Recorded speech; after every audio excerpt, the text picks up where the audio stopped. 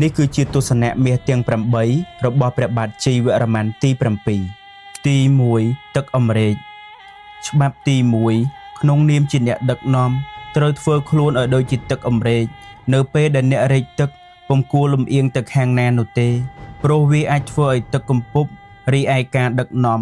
អ្នកចាំបាច់ត្រូវប្រកាន់ចិត្តជាកណ្ដាលគោរពគោលការណ៍ត្រឹមត្រូវមានអព្យាក្រឹតតម្លាភាពដោយមិនគួរផ្ដេកផ្ដួលទៅខាងណាជាងខាងណានោះឡើយបើមិនដូច្នោះទេផ្ទៃក្នុងនឹងបែកបាក់នាំទៅរកភាពអន្តរាយជាមិនខានឡើយទី2ភ្នែកខ្លែងសត្វខ្លែងគឺជាសត្វមួយប្រភេទដែលមានភ្នែកមុតស្រួចអាចសម្លឹងបានយ៉ាងច្បាស់គ្រប់សពទិសទីដូច្នេះអ្នកដឹកនាំត្រូវមានចក្ខុភ្លឺថ្លាមើលឲ្យគ្រប់ជ្រុងជ្រោយបែងចែកឲ្យច្បាស់លាស់រវាងខុសហើយនឹងត្រូវអ្នកណាល្អពិតអ្នកណាសម្ដែងអ្នកណាគូកែលម្អបន្ថែមបើអ្នកមិនច្បាស់ទេអាចនាំទុក្ខភ័យដល់ខ្លួនឬស្ថាប័នទាំងមូលទី3ស្ញែងរាជសីហ៍ច្បាប់ទី3ព្រះអង្គយករាជសីហ៍ជាស្ដេចចតុបាទជាតំណាងសម្រែករាជសីហ៍មានឫទ្ធិអំណាចអាចធ្វើឲ្យសត្វផងទាំងពួងគោរពកោតខ្លាចដោយហេតុនេះ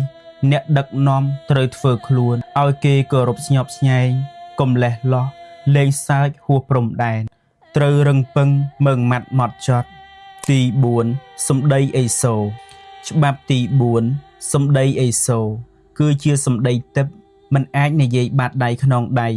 ឬលេងសើចឥតសាច់ការនោះទេយ៉ាងណាមិញអ្នកដឹកនាំត្រូវពោលពាក្យសម្ដីមានន័យខ្លឹមសារអាចយកជាការឲ្យគេគោរពស្ដាប់បង្គាប់និងអនុវត្តតាមទី5ធ្ងោព្រះឥន្ទព្រះឥន្ទជាស្ដេចទេវតាគ្រប់គ្រងអស់ឋានទាំង3មានមហិទ្ធានុភាពអស្ចារ្យលើសសត្វទាំងពួងមានទឹកប្រតីខ្វល់ខ្វាយជានិច្ចពីជីវិតសត្វលោកតែទ្រង់មិនដែលត្អូញត្អែនោះទេស្របជាមួយគ្នានេះដែរក្នុងនាមជាមេដឹកនាំមិនគួរមានទម្លាប់រអ៊ូរទាំច្រើនសាំញ៉ាំពេកឡើយត្រូវធ្វើចិត្តឲ្យធ្ងន់តាំងចិត្តឲ្យនឹងនោះទៅកិច្ចការចម្រើនទៅមុខទី6សុបិនសួរហ៊ានសុបិនធំមានទស្សនៈវិស័យវែងឆ្ងាយជឿជាក់បដិញ្ញាខ្ពស់អមដោយគោលការណ៍និងផែនការច្បាស់លាស់គោលដៅតូចជាស្ពានចម្លងទៅរកការសម្រេចលទ្ធផលធំ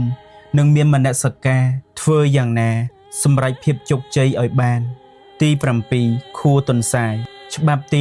7អ្នកដឹកនាំត្រូវមានភាពឆ្លាតវៃមានសមត្ថភាពអង់អាចដោះស្រាយវិបត្តិរបស់អ្នកនៅក្រោមបង្គាប់ដោយសន្តិវិធីមិនអាចធ្វើការដោយងងឹតងងុលខ្វះការពិចារណាឬសម្លឹងមើលតែមួយជ្រុងនោះទេនោះអ្នកអាចនឹងជួបគ្រោះថ្នាក់ក្នុងកលៈទេសៈណាមួយជាមិនខានទី8សប្បាយស្រមោចស្រមោចជាពពួកសត្វដែលមានលក្ខណៈសម្បត្តិពូកែធ្វើការជាក្រុមនិងសម្រេចលទ្ធផលធំរួមគ្នាដូច្នេះក្នុងនាមជាអ្នកដឹកនាំត្រូវចេះបង្កើតបរិយាកាសរីករាយនៅកន្លែងធ្វើការចេះលើកទឹកចិត្តបុគ្គលិករួមការងារដោយជំរុញឲ្យពួកគេមានកម្លាំងបង្កើនលទ្ធភាពការងារឆ្ពោះទៅរកការសម្រេចគោលដៅរួមហើយទាំងនេះដែរគឺជាច្បាប់មាសទាំង8របស់ព្រះបាទជ័យវរ្ម័នទី7